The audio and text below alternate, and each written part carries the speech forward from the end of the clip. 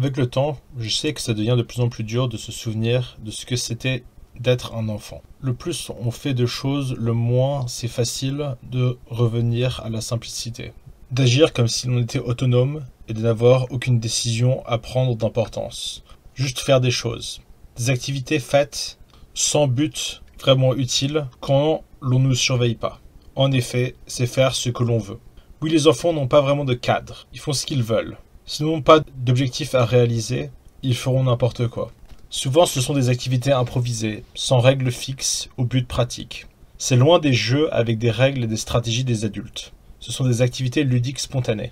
Il n'y a rien de plus ennuyé que d'attendre qu'un adulte vous fasse faire une activité compliquée, nouvelle et rigoureuse. La rigueur, le fait d'avoir des standards dans nos actions est un calvaire pour l'enfant, qui est ignorant et incompétent, et n'a pas le poids du monde sur ses épaules, et ne voit pas l'intérêt de l'entraînement qui lui permettra d'être libre. L'enfant peut se complaire dans sa propre oisiveté autodestructrice.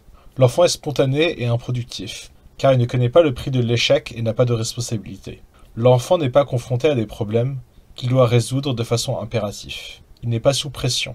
Il s'y plierait pas de son propre gré non plus. Même les adultes fuient leurs responsabilités. Les enfants ayant moins d'endurance et de volonté voient leurs résultats être bien pires que ceux des adultes. Bien souvent, les activités proposées dans le terme scolaire sont inutiles. La capacité à calculer des angles alternes internes, ou parler de pyramide, est très limitée, quand on ne structure pas sa pensée de façon critique.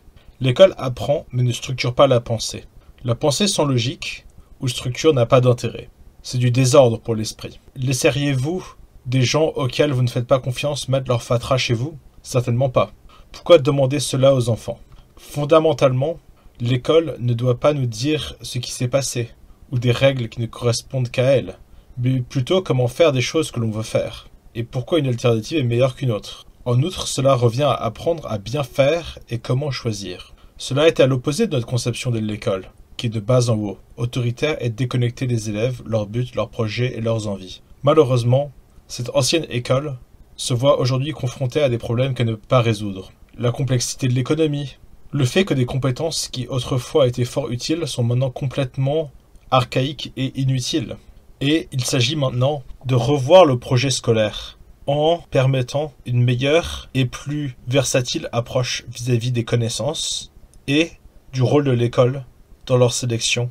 Il ne s'agit plus d'un programme fixé par des gens incompétents à l'université, mais plutôt de développer chez l'enfant une capacité à apprendre et à s'actualiser lui-même. Il ne s'agit pas de connaissances arbitraires, il s'agit de connaissances utiles pour son futur, essentiellement, comment structurer sa pensée afin qu'il devienne ce qu'il veut devenir.